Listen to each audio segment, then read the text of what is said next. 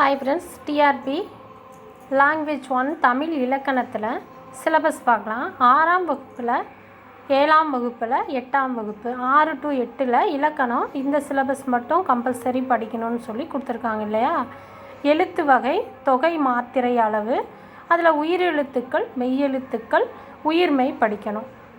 மெய் அதாவது மொழி முதல் இடை கடை எழுத்துக்கள், மயங்கோலி எழுத்துக்கள், இன எழுத்துக்கள், சுட்டெழுத்துக்கள், வினா எழுத்துக்கள் படிக்கணும். சார்பெழுத்து வகைகள், இலக்கண சொற்கள்லாம் படிக்கணும்.